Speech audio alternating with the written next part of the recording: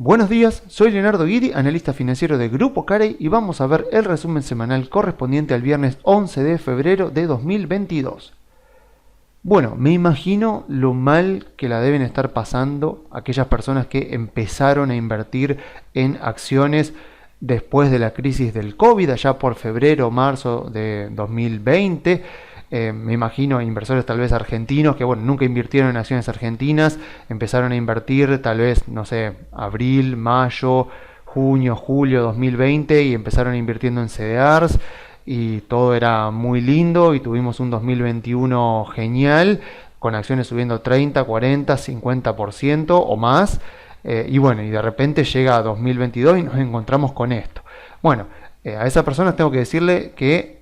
la realidad es esta, o sea que justamente los mercados son mucho más volátiles y mucho más impredecibles de lo que vimos en 2021 y que los mercados financieros son justamente así, porque si fuera tan fácil, todos nos haríamos millonarios y esto sería algo muy sencillo de hacer, pero los mercados son así, son inherentemente impredecibles. Ya sabemos que cuando se estudia matemáticamente, cuando se estudia desde la academia, desde lo cuantitativo, con los fondos de inversión cuantitativos, cuando se estudia los movimientos de las acciones para encontrar patrones de repetición, justamente se utiliza un movimiento llamado movimiento browniano geométrico, que tiene variaciones, obviamente, para agregarle, por ejemplo, cuando las acciones vienen con un balance muy bueno o muy malo y de repente hay un salto discreto en el precio, o sea, al mismo movimiento browniano geométrico, que es un movimiento que se da en la naturaleza, se le han agregado algunas variantes también para estudiarlo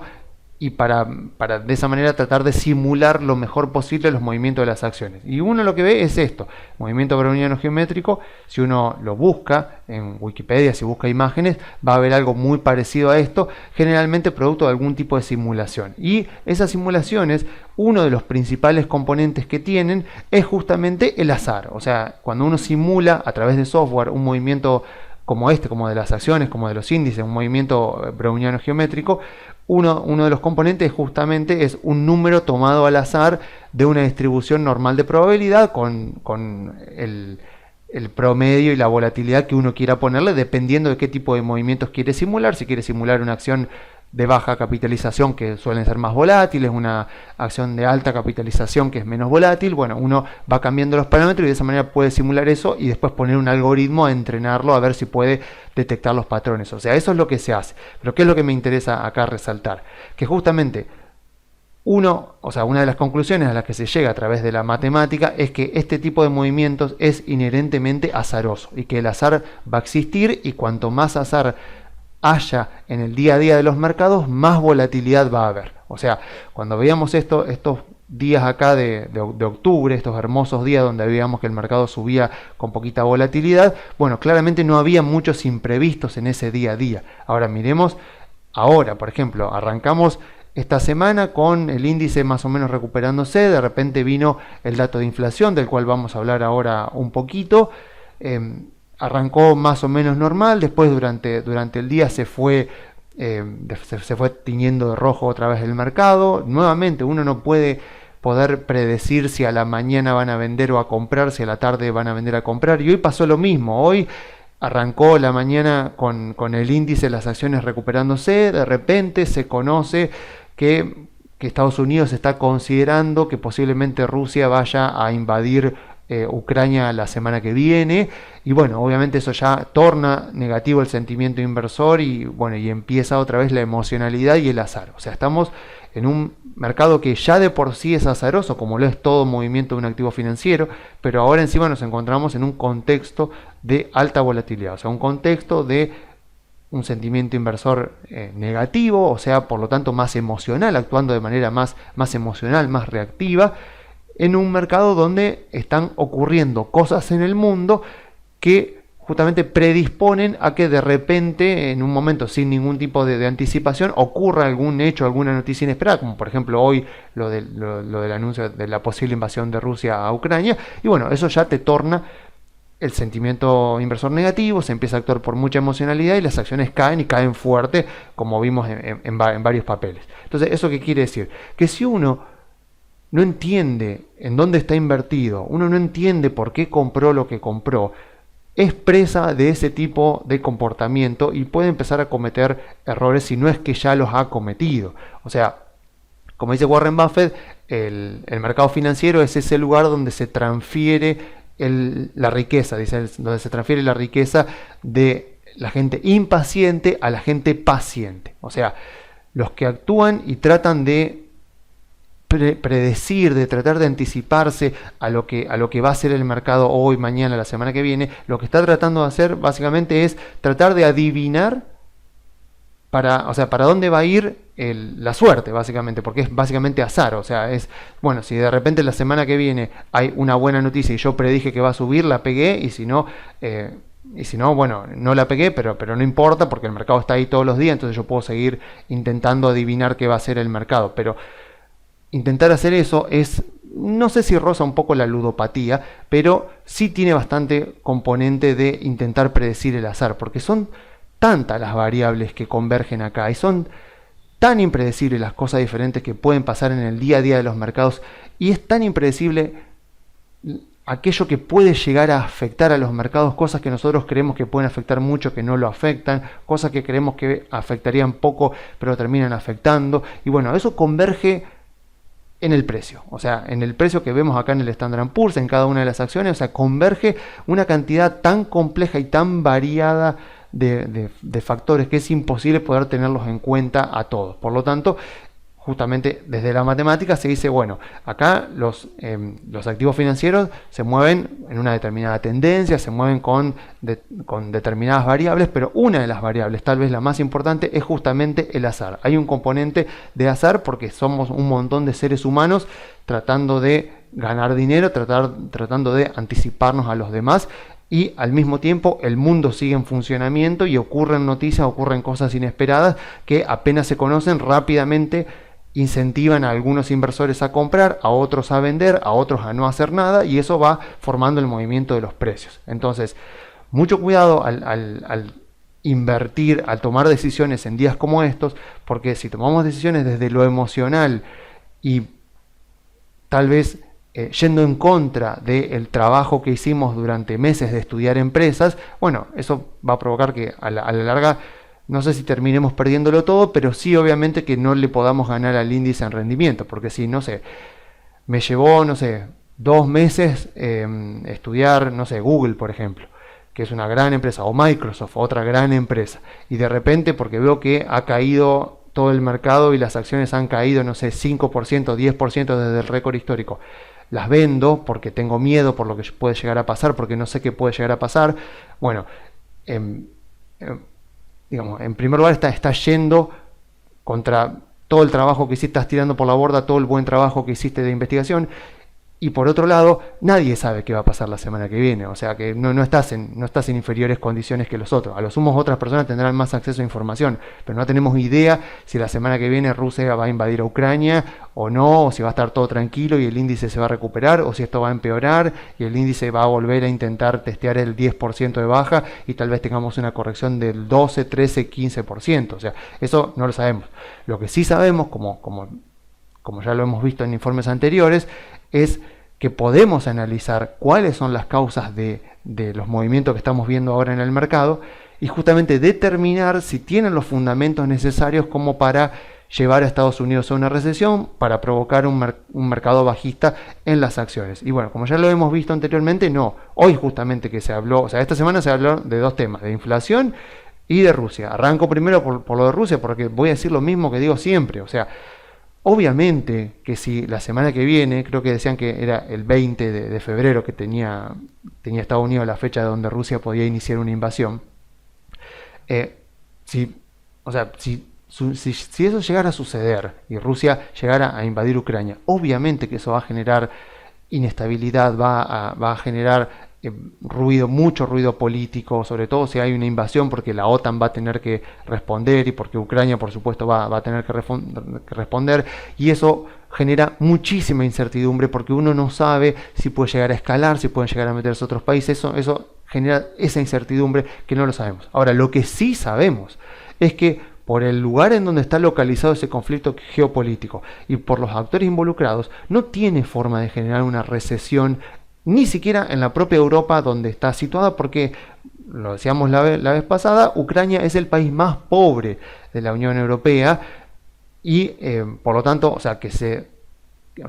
que se perjudique a la economía de Ucrania no debería perjudicar a otras economías fuertes como la de Alemania y la de Francia. O sea, sí, obviamente va a generar mucha incertidumbre, y la incertidumbre se va a traducir en volatilidad, que vamos a ver acá en el mercado, y la volatilidad ya sabemos que puede ser alcista o bajista, pero generalmente la volatilidad es bajista, y cuando vemos al mercado moverse con mucha volatilidad, 8 de cada 10 veces es volatilidad hacia la baja y no hacia el alza. Acá, por ejemplo, vimos 3 días de bastante volatilidad alcista, pero lo normal es esto. Lo normal es ver este tipo de movimientos así a la baja. Entonces,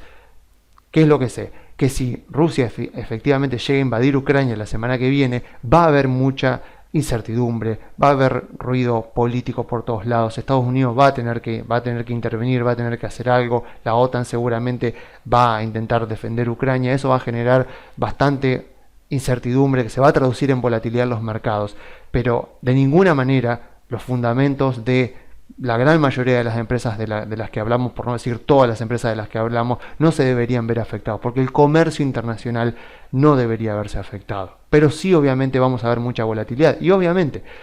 si una persona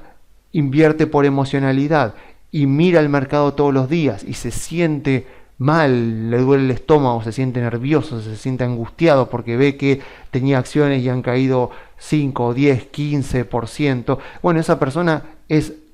absolutamente proclive a actuar por emocionalidad, tirando por la borda tal vez el estudio que hizo de las empresas anteriores. Y bueno, cuando el mercado ya asimile lo que está pasando, que ya la información circule y que ya se sepa el alcance que puede tener el conflicto y en cuánto puede afectar a las economías de Europa, por ejemplo, de Rusia, que ya se haga un análisis de las consecuencias, el mercado directamente ya incorporará eso en los precios, lo superará y seguirá adelante, y uno, tal vez por tomar decisiones demasiado imprudentes, ya tal vez, no sé, vendió demasiado apurado y ahora está líquido con el mercado ya recuperándose, las acciones que vendió recuperándose, y obviamente como uno queda anclado psicológicamente al precio al que vendió, si de repente ve a la misma empresa que vendió hace un par de semanas ahora cotizando más alto, lo que le pasa es que tiene ese sesgo de anclaje que le impide volver a entrar al mercado, comprar la misma acción que había vendido hace tal vez 2 semanas atrás, pero a un precio mayor porque cree que ahora la está comprando más caro. Pero es un sesgo de anclaje y desgraciadamente ninguno de nosotros está libre de eso. Entonces, eso con respecto a Rusia. O sea, vuelvo a decir lo mismo, sí va a haber mucha volatilidad si llega a haber algún tipo de invasión, pero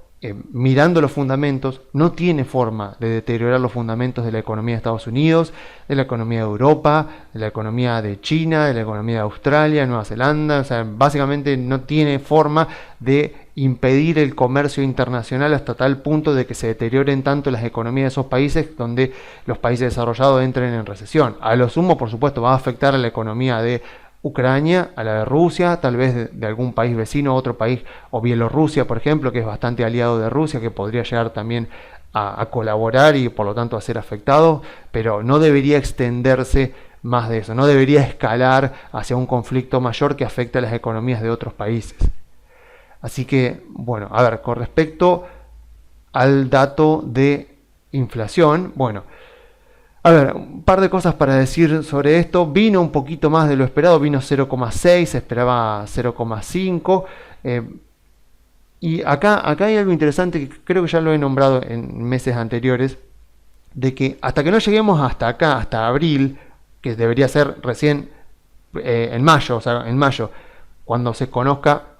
el dato de abril, o sea, hasta que no lleguemos acá, que fue justamente mayo del año pasado cuando se conoció el dato de abril, que fue el primer mes que vino con inflación alta, hasta que no lleguemos a mayo, vamos a estar dividiendo contra estos valores pequeños. O sea, pensemos un poco en la inflación interanual. En la inflación interanual estaba en 7%, ahora con el dato actualizado del mes de enero se fue a 7,5%, y es muy probable que siga subiendo el dato interanual. ¿Por qué? Porque estamos dividiendo valores del IPC de esta altura, digamos, de estos valores tan altos, contra estos valores de hace un año atrás, que eran valores de que justamente antes de que cambiara el régimen de inflación. O sea, hasta marzo del año pasado veníamos con un régimen de inflación baja en Estados Unidos, bastante baja, fíjense, abajo del 2%, y de repente empezamos a tener esta escalada, esta aceleración inflacionaria a partir de abril, que fue el dato que se conoció en mayo. O sea, recién en mayo de este año,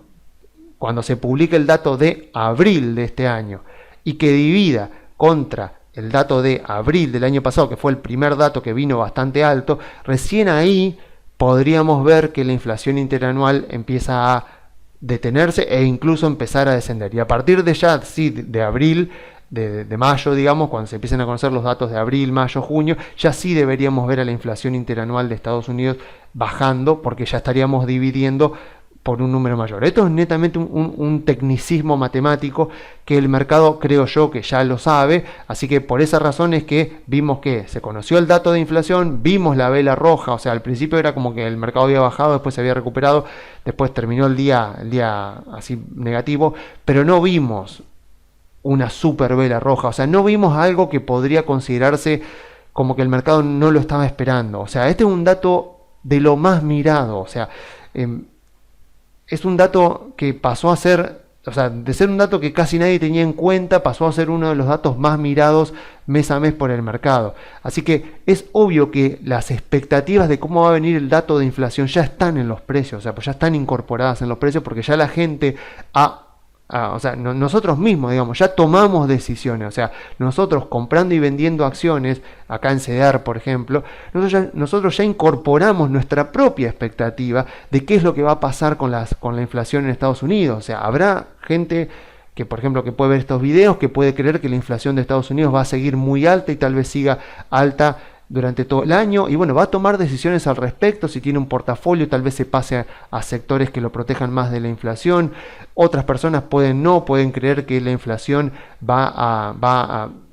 hacer un techo, así como yo digo, en abril, y a partir de ahí la inflación interanual irá bajando poco a poco hasta que en algún momento, tal vez el año que viene, converja de nuevo hacia valores del 3%, que es el promedio histórico. Y si vos tenés ese tipo de expectativas, también tomás decisiones al respecto, comprando ciertos sectores, vendiendo otros sectores. Entonces, todas esas expectativas nuestras con respecto a la inflación ya van formando los precios, porque cada uno de nosotros va tomando decisiones en base a esas expectativas. Y bueno, entonces, siendo un dato tan mirado, está claro de que tiene poco poder de sorpresa. O sea, a pesar de que vemos la vela roja, porque obviamente el dato vino un poco más alto de lo esperado, no vimos no vimos al mercado totalmente destruyéndose, sino simplemente una baja como puede haber sido la de cualquiera de estos días. Entonces tampoco vimos algo muy anómalo, porque la gran cantidad de información ya está en el precio. O sea, los mercados, cuando vemos grandes movimientos en los mercados, por ejemplo, bueno, justamente lo que veíamos la semana pasada, cuando se publican los balances, es justamente esos momentos donde hay algún tipo de sorpresa, ya sea positiva como en el caso de Amazon o negativa como en el caso de Facebook. Esos momentos donde las expectativas que están en los precios y la realidad que están en los balances se juntan, ahí se producen ese tipo de sorpresas cuando la realidad y las expectativas no coinciden. Y bueno, esos son los momentos donde vemos grandes movimientos en el mercado. Después vemos al mercado día a día tratando de descontar expectativas. Y justamente cuanta más información y más cantidad de información hay sobre algún hecho, por ejemplo lo de Rusia invadiendo Ucrania, más rápidamente esa información ya se incorpora en los precios, y menos volátiles deberían ser los movimientos que vemos. Entonces, por eso vemos grandes saltos cuando se publican los balances, porque ahí sí podemos ver grandes sorpresas positivas o negativas. Ahora simplemente vemos esto. Hoy de repente se conoce que Rusia podría llegar a invadir Ucrania, o eso es lo que considera Estados Unidos, y vemos esta baja de hoy, que por supuesto que duele, que no gusta para nada, porque amenaza otra vez a que esta corrección de mercado continúe, pero no es nada diferente a la volatilidad que estábamos viendo en los días anteriores. O sea, va totalmente acorde al contexto de alta volatilidad desde el que venimos más o menos ya desde diciembre. En algún momento el panorama se va a aclarar un poquito, la volatilidad va a ceder, la certidumbre va a empezar a reinar un poco más y no como pasa ahora, tal vez ya en marzo cuando la Fed termine el tapering, suba las tasas de interés, ya con ese tipo de certidumbre ya el mercado puede empezar a sacarse de encima un poco todos estos miedos que hay y bueno, y ahí sí ya seguir adelante. Aún así, no deja de sorprenderme gratamente la facilidad con la que el mercado se pone tan pesimista. Lo veíamos también el año pasado, aunque obviamente con mucha menos intensidad, pero no deja de sorprenderme eso, con qué facilidad aparece un dato de inflación que vino bastante en línea con lo esperado, digamos, no fue algo muy diferente a lo esperado. Tenemos esta cuestión de Rusia que obviamente también genera incertidumbre, pero es impresionante ver el sentimiento inversor pesimista,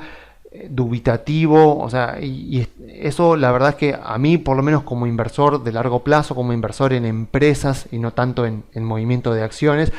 me tranquiliza mucho porque, o sea, ver a un mercado, o sea, ver a un mercado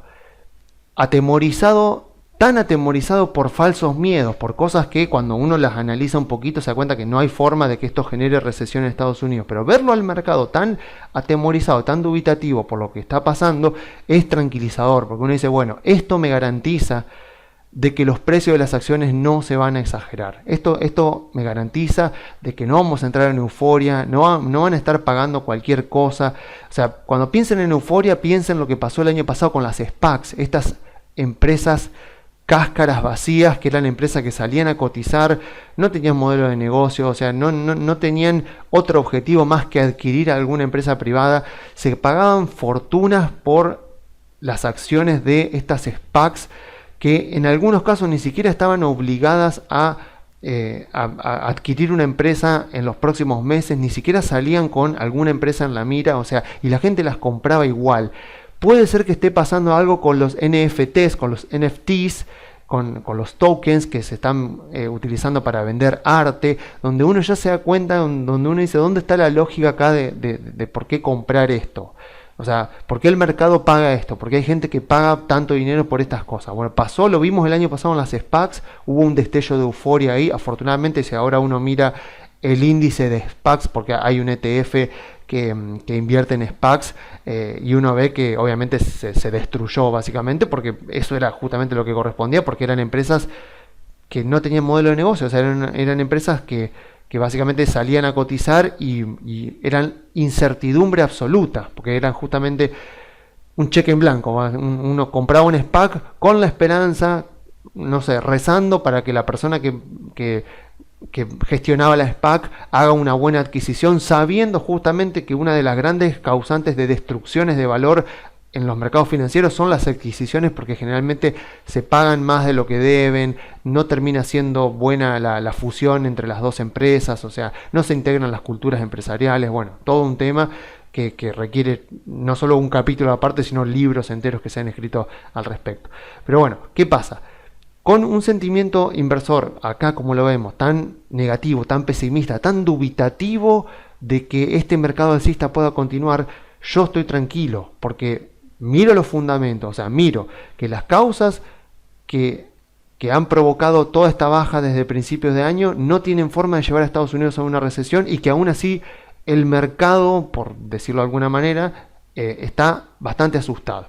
Yo me voy a asustar el día en el que empiece a haber causas que realmente están deteriorando los fundamentos de las empresas y de la economía de Estados Unidos, y que el mercado esté feliz y contento y optimista comprando acciones a cualquier precio. Ese es el día en el que voy a preocuparme, no cuando veo dos causas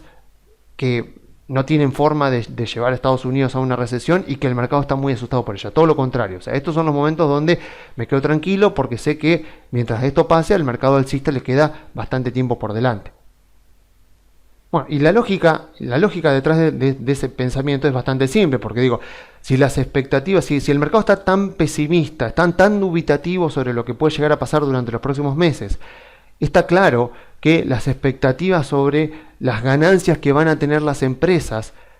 en los próximos balances son conservadoras, porque si yo soy pesimista, tengo dudas qué puede llegar a pasar con Rusia y ahora la Fed va a subir la tasa de interés, yo estoy preocupado, estoy pesimista, y y no sé, y me preguntan, o tengo que analizar, por ejemplo, tengo que hacer un flujo de fondos futuros de, no sé, de Amazon, de Microsoft, de Google, como mi propio sentimiento inversor ya es dubitativo, estoy un poco negativo con lo que puede llegar a pasar, puede ser que yo sea conservador con respecto a mis expectativas futuras de las empresas. Y bueno, y como ninguna de estas dos causas tiene la capacidad de afectar de una manera significativa a las ganancias de empresas, por ejemplo Amazon o Google o Microsoft, que son las que he venido nombrando, ¿qué es lo que va a pasar? Es mucho más probable, o sea, eso aumenta mucho la probabilidad de que efectivamente cuando vengan los próximos balances de estas empresas vengan mejor que lo esperado, porque justamente las expectativas del mercado son bajas. Entonces una empresa que trae un balance mejor que lo esperado provoca subas en las acciones, y eso es alcista para las acciones y genera obviamente también que el sentimiento inversor empiece a cambiar y que obviamente que el mercado alcista entonces ya continúe. O sea, cuando ya el mercado se sorprende gratamente de que las empresas siguen ganando dinero, de que sigue funcionando todo bien, a pesar de lo que pueda estar pasando con Rusia, a pesar de que la Fed puede estar subiendo la tasa de interés, entonces el sentimiento inversor finalmente, digamos, entre comillas, se rinde y dice, bueno, ok, efectivamente las empresas siguen ganando dinero, la economía sigue andando bien, así que compremos porque a estos precios las acciones tienen margen para seguir subiendo.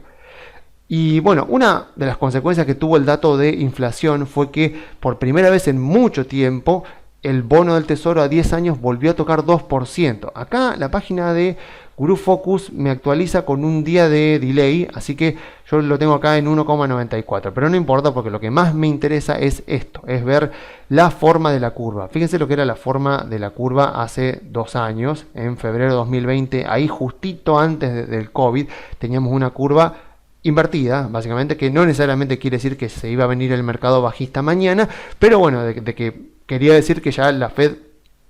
si no bajaba las tasas, podría llegar a empezar a gestar un mercado bajista. Bueno, de repente vino el COVID, un hecho negativo de altísimo impacto no esperado y cambió todo. Hoy la situación es bastante diferente. Fíjense lo que era la curva de tasas hace un año y cómo está ahora la curva de tasas. Esta curva de tasas, yo veo esta curva de tasas así y tengo gente mirando este gráfico y diciéndome puede ser que venga un mercado bajista, y yo sinceramente no entiendo, porque una cosa me contradice la otra, porque esta curva de tasas, una curva de tasas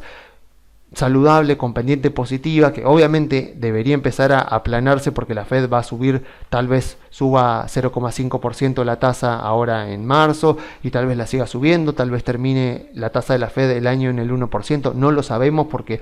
la Fed puede cambiar de opinión en cualquier momento, pero lo que deberíamos ver, por lo menos en marzo, es esto, es que las tasas cortas van a empezar a subir, pero aún así la curva tiene pendiente positiva y es muy saludable para la economía, porque bueno, como ya lo hemos visto, obviamente una curva positiva no solo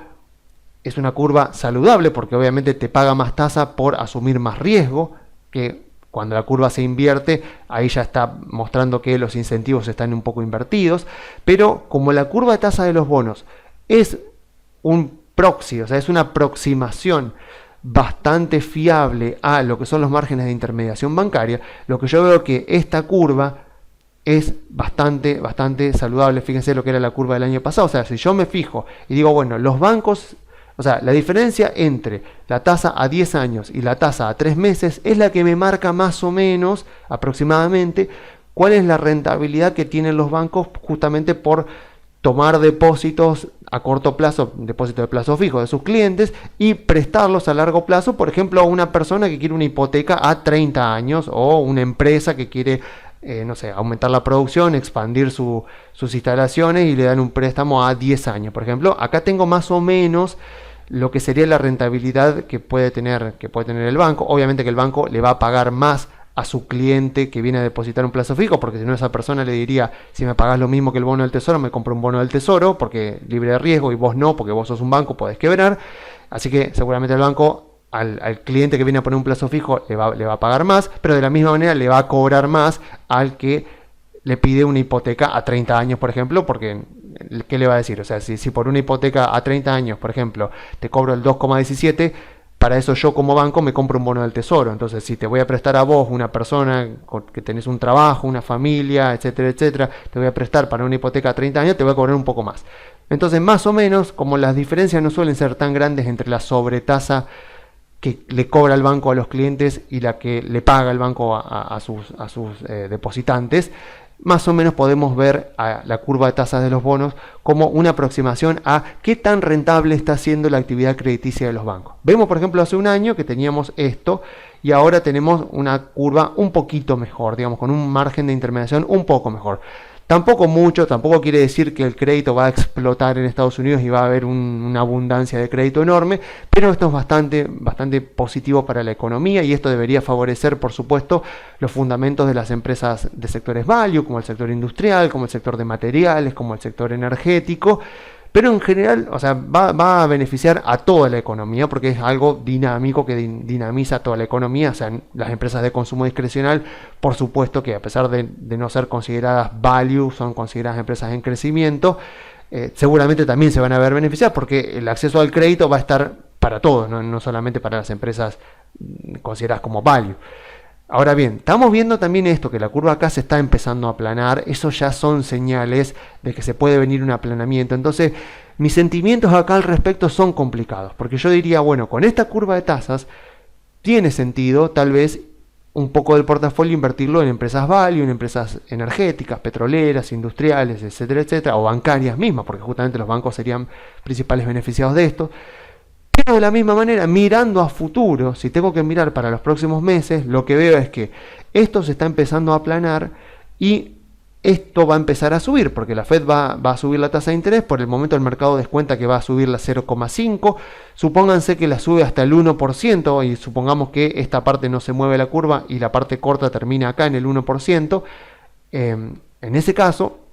ya tendríamos una curva mucho más plana. Y una curva mucho más plana quiere decir menos márgenes de intermediación, menos márgenes de ganancia para los bancos y por lo tanto menos predisposición de los bancos para dar crédito a empresas que sean consideradas un poco más riesgosas, y eso por lo tanto afecta negativamente no solo a los fundamentos de los bancos porque darían menos crédito, sino también a las empresas value. Entonces ahí estoy un poco en contradicción de decir, bueno, o sea, pongo un poco mi portafolio en empresas value aprovechando que la curva de tasas es saludable y gracias a que la Fed se está retirando ya de intervenir en la curva con el tapering, vemos que las curvas están subiendo, las tasas están subiendo, o más vale me abstengo de invertir en empresas financieras, en empresas de valor, porque veo que de aquí a lo que resta del año, lo más probable es que la curva empiece a aplanarse y no que siga empinándose y que la pendiente siga siendo positiva. Así que yo desafortunadamente tengo que decir que me inclino más por esta segunda posición y no soy tan proclive de querer invertir en bancos, en empresas industriales en este momento, sobre todo porque las empresas industriales, las empresas energéticas, las empresas de materiales, al ser muy intensivas en capital, o sea, son empresas con un alto apalancamiento operativo, quiere decir que tienen costos fijos muy altos. Y por lo tanto, como tienen costos fijos muy altos, lo que quiere decir es que sus ganancias operativas, que en definitiva son los que le dan el valor a la empresa, tienden a ser bastante volátiles. Entonces, si de repente los ingresos de estas empresas empiezan a estancarse porque no han podido conseguir financiamiento, no han podido continuar expandiéndose o se están expandiendo a ritmos más lentos, pueden venir más sorpresas negativas por parte de ese tipo de empresas que por empresas en crecimiento, como pueden ser las empresas tecnológicas, porque de repente los ingresos de, no sé, DuPont o bueno, de alguna otra empresa industrial que tengamos acá cotizando en Argentina, alguna empresa industrial, alguna empresa de materiales, si de repente vemos que el crecimiento de los ingresos se desacelera, no sé, vamos a suponer que los ingresos de la empresa venían creciendo, no sé, supongamos que venían creciendo al 5% y de repente crecen al 2%. Bueno, si las ganancias de las empresas con ese 5% estaban creciendo al 7%, por ejemplo, porque como son empresas que tienen apalancamiento operativo, son empresas muy intensivas en capital, las ganancias suelen crecer más que los ingresos cuando los ingresos crecen. Lo contrario, lo mismo pasa cuando justamente los ingresos bajan. O sea, si de repente venía creciendo al 5 y pasa a crecer al 2, esas ganancias que podrían estar creciendo al 15, de repente pasan a crecer al 7, al 8, y eso es una baja muy fuerte de las ganancias, y eso le pega obviamente directamente y negativamente a la evaluación de la empresa. Entonces, las empresas value, las empresas de sectores industriales, de sectores de materiales, de sectores energéticos, que son empresas, incluso las de consumo básico, que son empresas que tienden a ser bastante intensivas en capital, son mucho más difíciles de evaluar que las otras empresas porque tienen ganancias mucho más volátiles. Y si uno ve algún tipo de amenaza en el futuro que podría llegar a provocar que estas empresas vean su crecimiento un poco más estancado, bueno, ahí sería preferible no invertir en ellas, porque cuando los balances de estas empresas defraudan, obviamente como las ganancias caen mucho más de lo que pueden caer los ingresos, puede ser muy mal tomado por el mercado y podemos llevarnos bastante malas noticias. Ahora bien, bueno, sigue sorprendiendo a muchos que la tasa del bono a 10 años esté en 1,94%,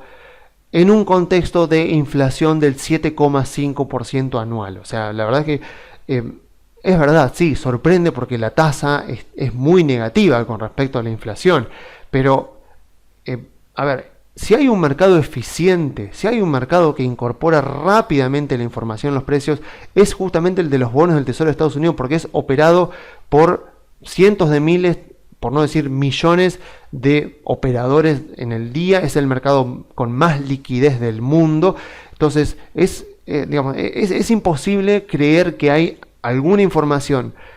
tan pública y tan conocida y tan mirada como la inflación que no esté incorporada de alguna manera en la tasa que está reflejando ahora el bono a 10 años, a 20 años, a 30 años. O sea, si yo me enfrento a este contexto, no puede ser mi conclusión que el mercado no se está dando cuenta de que la inflación es un 7,5 y que el bono a 10 años no te cubre de la inflación. O sea, seamos sensatos, ¿no? O sea, no podemos creer que los portfolio managers de Wall Street, de Londres, de Ámsterdam, de Frankfurt, no están viendo que la tasa del bono del tesoro es 2% o 1,94, como dice ahí, y que la inflación es el 7%, y que eso les va a provocar que van a tener tasa negativa en sus fondos. O sea, no, absolutamente no. O sea, no es así. Claramente lo saben. Y si siguen comprando bonos, lo que quiere decir es que como la tasa de los bonos, así como los precios de las acciones, miran al futuro, lo que yo tengo que pensar es que ese 7,5% de inflación que tenemos, que surgió en el dato de ahora, es pasado. O sea, ese dato mira al pasado y la tasa de los bonos del tesoro mira al futuro. Entonces, si yo tengo que posicionarme hoy y decir ¿por qué hay un 7,5% de inflación acumulada durante los últimos 12 meses, pero el bono del tesoro, que mira al futuro, me dice 1,94%? Lo que tengo que creer es que los portfolio managers, los fondos de inversión, los profesionales de la inversión que están invirtiendo en este tipo de instrumentos, lo están haciendo porque consideran que eventualmente la inflación va a converger. Si no, miremos lo que pasaba en la década de los 80, cuando la tasa de los bonos se fue más o menos al 12, al 15%. O sea, claro, ¿qué era lo que había en aquel momento? Había muchísima incertidumbre sobre qué era lo que podía pasar, sobre si podía llegar la Fed a bajar la inflación, que de hecho lo hizo gracias a Paul Volcker. Pero obviamente esa incertidumbre que había en aquel momento ahora no está, y evidentemente el mercado considera que la inflación poco a poco irá bajando, porque no nos olvidemos que una persona que compra un bono del tesoro a 10 años a esta tasa, lo que espera recibir comprando el bono a estos precios, a esta tasa, es que si lo mantiene hasta el vencimiento, debería obtener este rendimiento, por ejemplo 1,94 promedio anual durante los 10 años de vida del bono, si reinvirtiera los cupones en el mismo bono. O sea, a ver, ¿cómo poder explicarlo de otra manera? Digamos, una persona que compra un bono a estas tasas, lo que está esperando es que eventualmente, a lo largo de los próximos 10 años,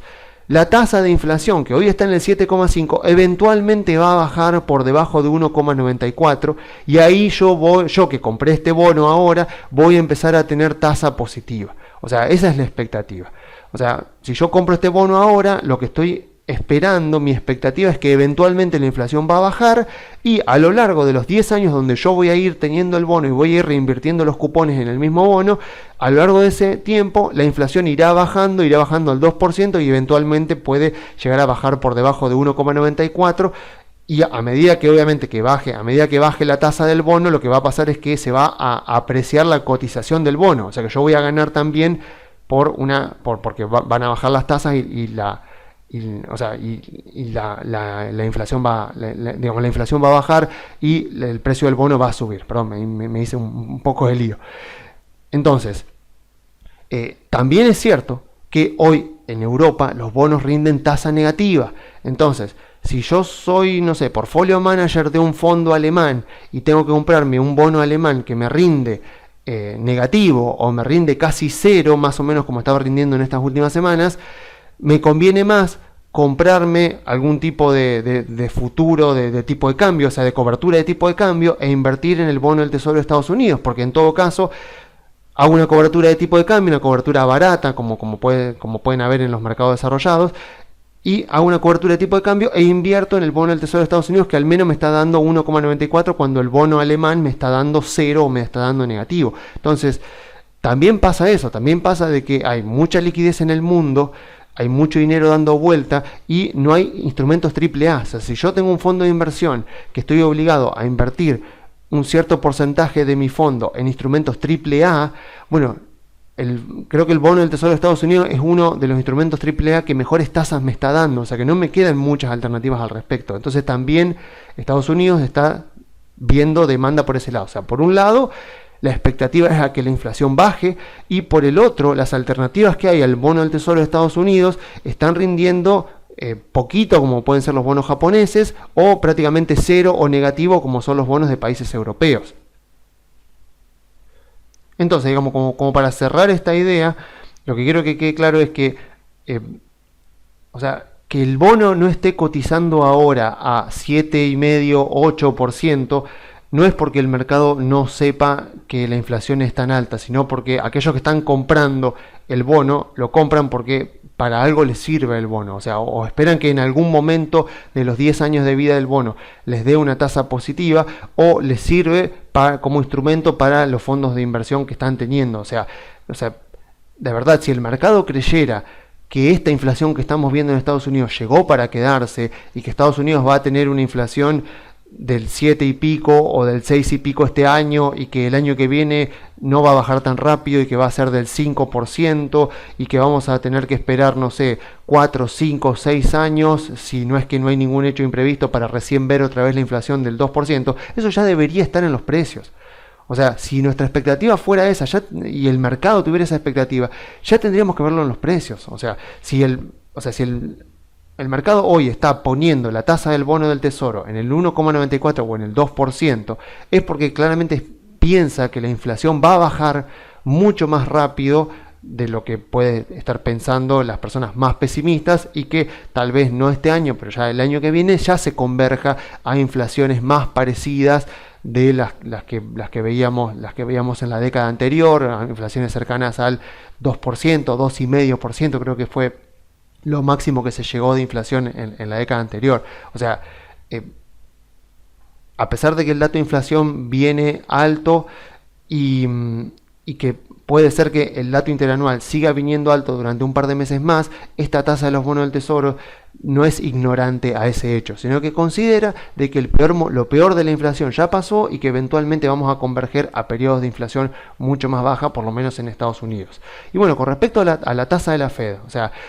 no hay nada que diga sobre la suba de tasas de la Fed que no haya dicho en informes anteriores. O sea, es de lo que más se habla. Claramente ya está descontada en los precios. Porque, a ver, no puede ser que haya algo que se sepa en un mercado y que no se sepa en otro. O sea, acá tenemos el mercado de bonos, el mercado de las acciones, el mercado de los futuros, donde están los futuros de tasas de interés. Entonces, no puede ser que el mercado de las tasas de interés, por ejemplo, tenga información muy importante, como por ejemplo que el mercado descuenta que va a haber una suba de 0,5% en marzo, y que ese dato, esa información que está arrojando el mercado de futuros, no se vea reflejada en los bonos y en las acciones, porque por más que haya personas diferentes operando, o sea, son mercados que están totalmente interconectados y la información viaja muy rápido, y además hay una gran cantidad de algoritmos operando en los tres mercados a la vez porque realizan arbitraje. Entonces,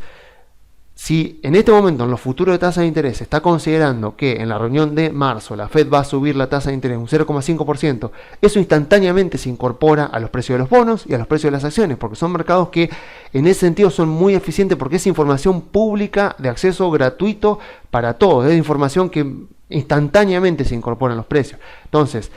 con respecto a la Fed, o sea, no puedo decir mucho más. O sea, la suba de la tasa de la Fed ya está incorporada en los precios, ya lo vemos reflejado en la curva, cómo se está empezando a aplanar la curva, porque lo ve como un potencial peligro el mercado. Si la Fed sube las tasas demasiado rápido, puede llegar a aplanar e incluso a invertir la curva, y eso podría llevar a Estados Unidos a una recesión, porque se restringiría completamente el crédito bancario. Pensemos un poco esto, ¿no? Pensemos en esta curva que veíamos en 2019. ¿Por qué esta curva presagia recesiones, presagia caídas en la economía? Porque si yo tengo la idea de que la curva de tasa de los bonos me está definiendo los márgenes de intermediación bancaria, esta curva que veíamos en febrero de 2020 me estaba anunciando un contexto en el cual a los bancos no les era rentable prestar dinero a hipotecas, a empresas, digamos a producción. Entonces los bancos solamente en este caso, con una tasa de 3 meses por arriba de la de 10 años, o sea, los mercados no estaban obteniendo prácticamente nada de rentabilidad por tomar préstamos a plazo fijo, digamos, a sus clientes y por prestar ese dinero a otros clientes, porque si se lo prestaban a clientes de muy alta calificación, el interés que le podían cobrar era nada, o sea, la ganancia que iban a tener era nada. Y por lo tanto, el único incentivo que tenían era o no prestar o prestarle a clientes cada vez más riesgosos con el objetivo de poder cobrarles una tasa de interés más alta. Pero obviamente eso iba a provocar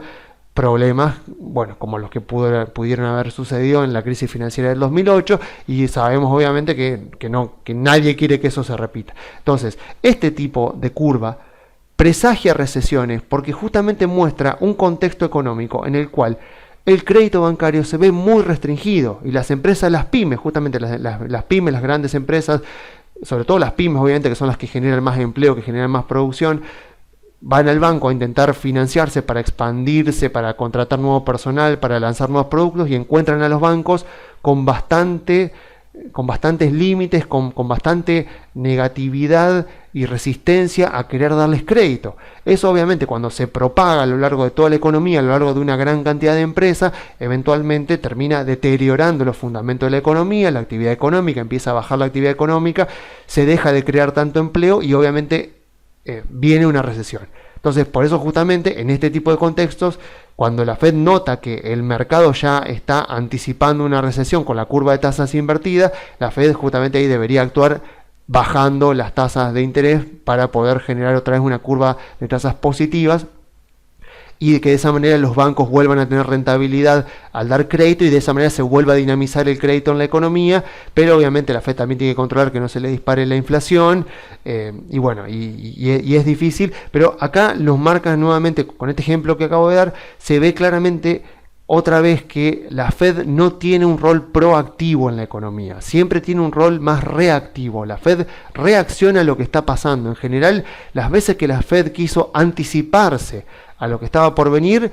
erró. O sea, cometió errores y tuvo que volver para atrás. Así que, por lo general, lo que hace la Fed simplemente es mirar las variables de la economía, controlar el empleo, controlar la inflación, controlar la actividad económica y tratar de actuar para que la inflación no se le vaya de control, básicamente. Entonces, bueno, con respecto a la tasa de la Fed, tenemos eso, mucho más no hay para decir. Y, a ver, lo que sí queda claro, obviamente, es que este es un año en el que tenemos que ser pacientes. O sea, es un año que va a requerir bastante paciencia con respecto a la suba de las acciones, o sea, con respecto a qué es lo que esperamos de las acciones. Venimos de un año muy positivo. El 2020, a pesar de todo lo que fue el COVID, la parte post-COVID también fue bastante positiva. 2019 también fue un año muy positivo. Y recién, si nos vamos justamente a 2018, que fue el segundo año de Trump, en este 2022, que es el segundo año de Biden, empezamos a ver ciertas similitudes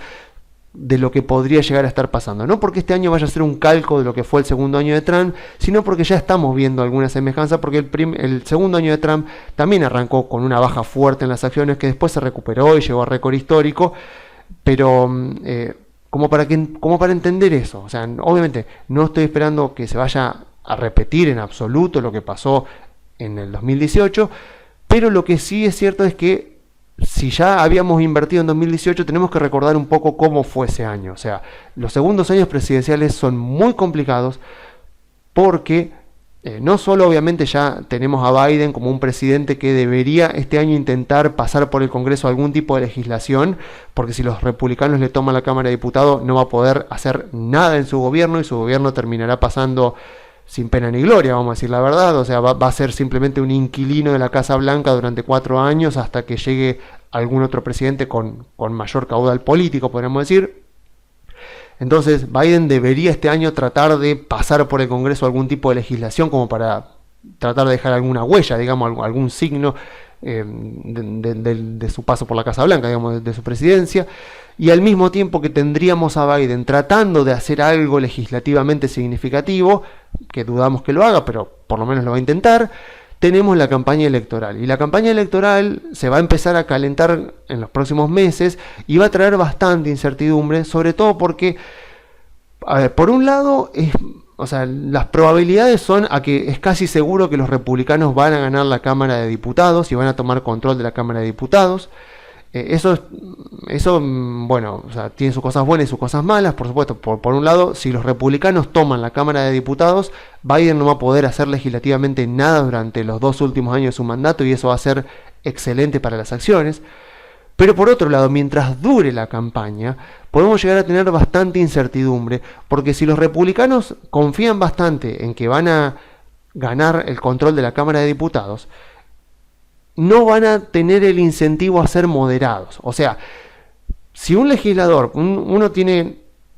algún estado medio pendular como Oregon, por ejemplo, y algún legislador republicano, por ejemplo, tiene que competir contra un demócrata y está bastante reñida la contienda, el incentivo de ambos legisladores es hacer centristas, o sea, es a ser más moderados, a ser más conciliadores, a no expresar en público posturas demasiado extremas, tanto hacia la derecha o hacia la izquierda, dependiendo cada uno de los dos partidos. Entonces,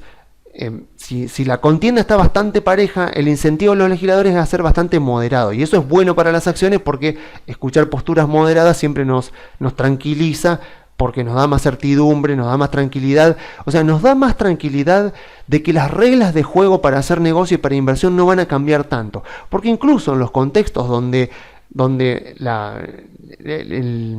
el incentivo, digamos, el incentivo es positivo, o sea, la intencionalidad es positiva. O sea, por ejemplo, con lo que fue la baja de impuestos de Trump, aún así, aunque la intencionalidad es buena para las empresas, para las inversiones, para hacer negocios, genera incertidumbre en el medio porque hay mucha letra chica, hay mucho detalle que se va negociando entre los legisladores que puede generar algún tipo de efecto negativo en alguna empresa, en alguna industria, a pesar de que en general la ley se la tome como algo positivo. Vieron acá, por ejemplo, lo que pasó con la discusión a fines de año de lo del impuesto a las ganancias, donde la intencionalidad era buena, no era el impuesto a las ganancias, era el impuesto a los bienes personales, la intencionalidad era buena, la oposición como que lo planteó para subir el mínimo no imponible de bienes personales, o sea, obviamente que era algo bueno, o sea, era algo bueno para las empresas, era algo bueno para los contribuyentes, o sea, subir el mínimo no imponible de impuesto a los bienes personales. De repente el oficialismo le pone una cláusula para aumentar el impuesto a los bienes personales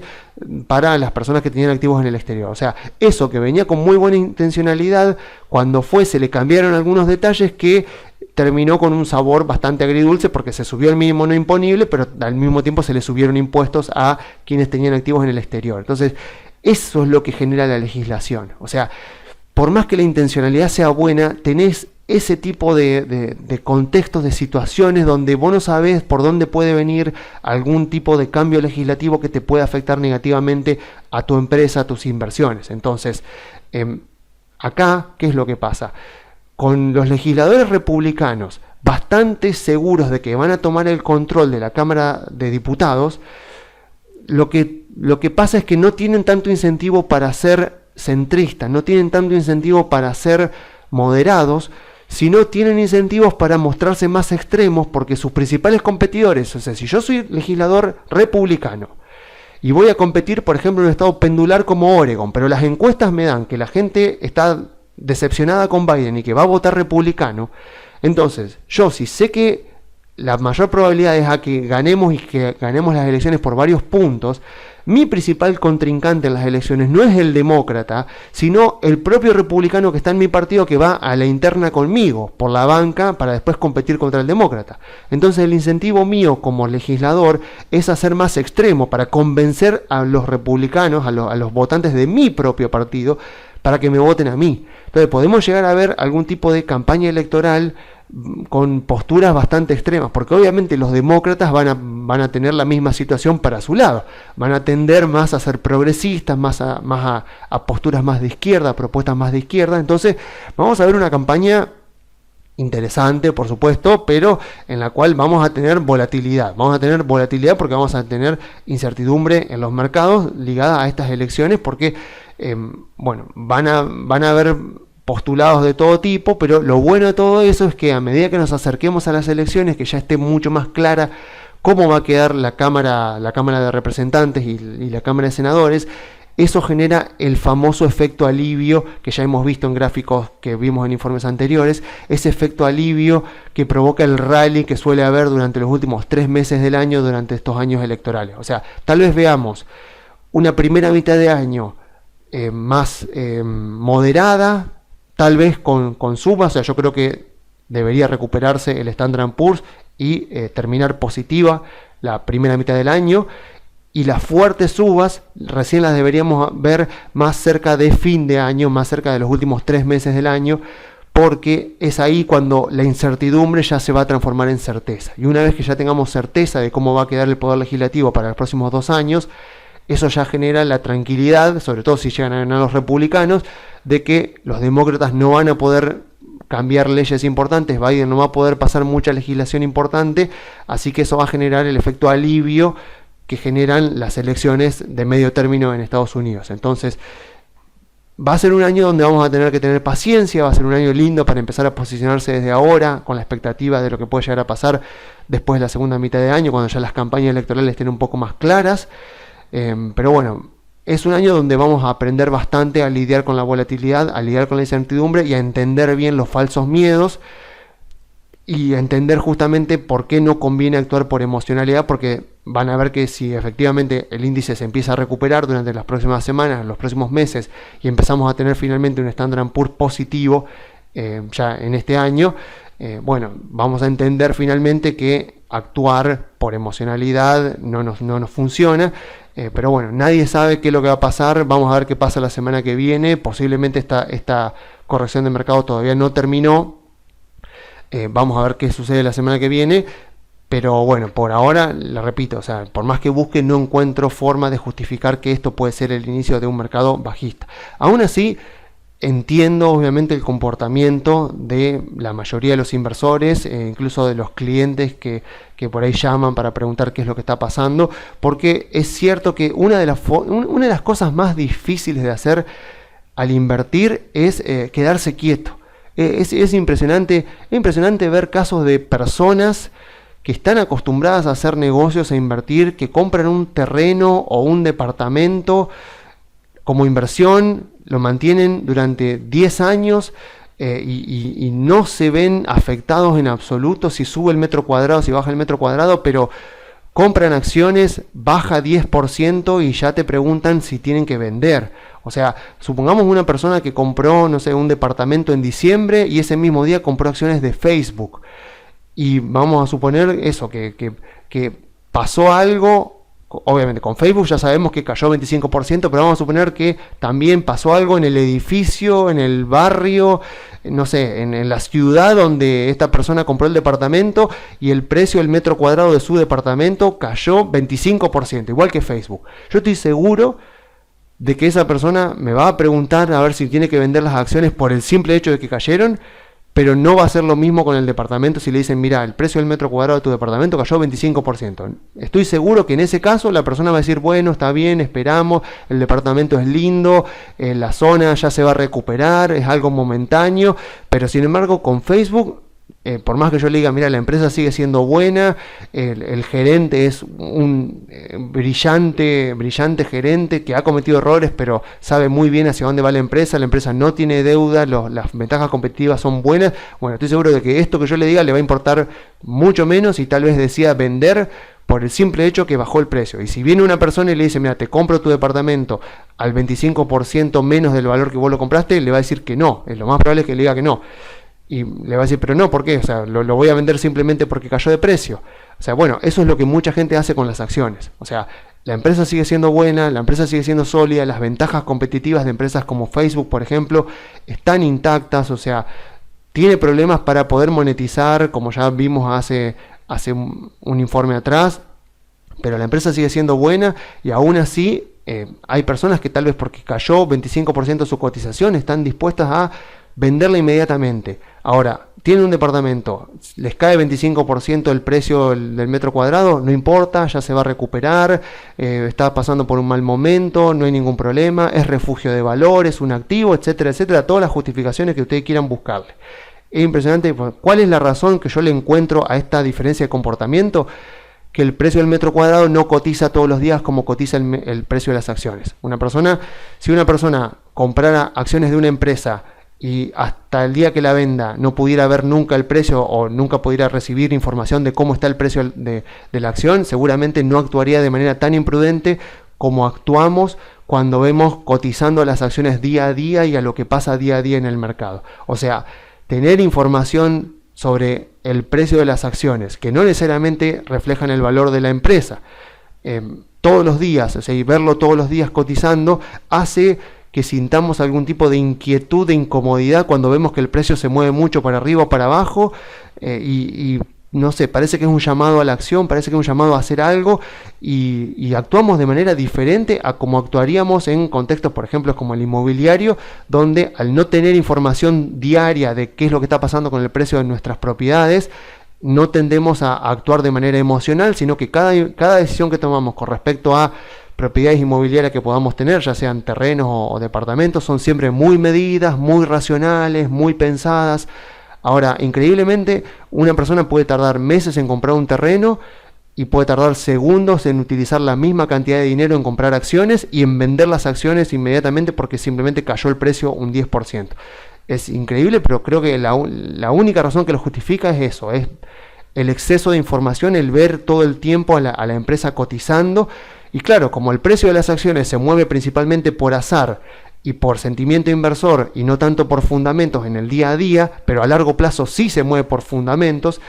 las personas en vez de mirar los fundamentos y mirar la empresa, muchas veces tienden a actuar en base a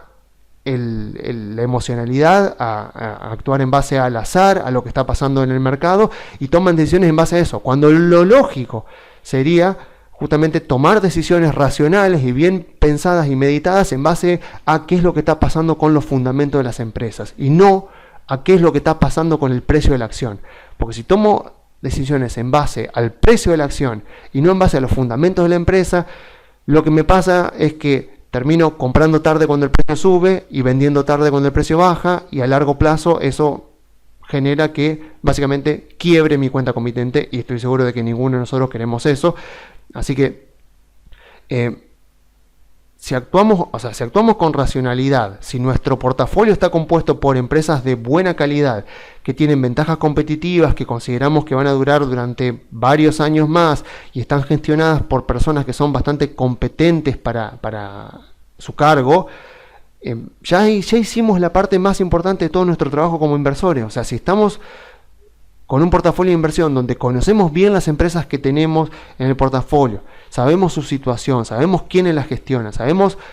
qué defensas tienen con respecto a la competencia, entonces deberíamos mantenernos tranquilos en este momento donde mucha gente está perdiendo la cabeza. Y a lo sumo, obviamente, si queremos rebalancear el portafolio, podemos hacerlo si hemos encontrado alguna alternativa mejor. No sé, por ejemplo, si tenemos Apple, tenemos Microsoft, por ejemplo, tenemos Google, y de repente vemos que Facebook cayó muchísimo, y nos gusta Facebook, la analizamos y nos gusta la empresa, podemos obviamente vender parcialmente Google, parcialmente Microsoft, y comprar un poco de Facebook para incorporarla al portafolio si no la tenemos, o darle un poquito más de ponderación porque seguramente quedó deprimida. Eso sí podemos hacerlo. Eso incluso ya lo he explicado en informes anteriores de cómo rebalancear el portafolio, de si tengo una empresa que me ha caído, si quiero tener más o menos el 10% del portafolio en cada empresa, tengo 10 empresas. Claramente si uno es Facebook, en este momento Facebook es menos porque ha caído mucho, y no sé, Google, que es una empresa que anduvo muy bien este año y el año pasado también, debe ser más del 10%, y bueno, puedo tomar ganancias en una para comprar la otra que queda un poco más deprimida, siempre y cuando, por supuesto, conozca claramente a Facebook, sepa cuáles son sus ventajas competitivas y sepa justamente que ha quedado infravalorada. Eso sí lo podemos hacer, pero no obviamente actuar por racionalidad, porque el mercado está muy volátil y porque me siento muy nervioso, porque lo que me está pasando es un exceso de información. Estoy viendo el ruido del mercado, el azar del mercado, estoy viendo todos los días, y me estoy olvidando de que atrás de los papeles que yo veo moverse todos los días hay empresas, y hay empresas que han sobrevivido a la suba de tasas de la Fed de 2015, 2016, 2017, 2018, y les ha ido muy bien en esa suba de tasas a estas empresas como las que acabo de nombrar, y son empresas, por lo menos las que acabo de nombrar, que tienen fundamentos que no se ven afectados por el hecho de que Rusia invada Ucrania. Entonces, el precio en el mercado se puede mover, la volatilidad puede haber, pero si tengo en cuenta que atrás de mi portafolio hay empresas y yo he comprado partes de empresas, debería mantenerme tranquilo a pesar de que alrededor la gente esté enloquecida, perdiendo la cabeza y muy preocupada. Así que ese sería el comportamiento más adecuado para tener en este contexto, porque repito, esto es el mercado. O sea, si quiero invertir en bolsa, si quiero ser exitoso como inversor en acciones, esto es el mercado. O sea, no es esto nada más suba con una pequeña toma de ganancia cada tanto, suba como pareciera que nunca se va a terminar, sino que ocasionalmente vienen estos contextos donde hay tomas de ganancia, hay correcciones de mercado, y hay que saber sobrevivir a ellas y, de ser posible, aprovecharlas, porque cuando esta corrección termine, el mercado alcista va a continuar, y si yo tomé decisiones imprudentes no voy a poder aprovecharlo, y sería una lástima que eso suceda. Así que bueno, yo me despido dejándole las vías de comunicación. Se pueden comunicar por la página web grupocarey.com.ar o enviando un mail a contacto@grupocarey.com.ar.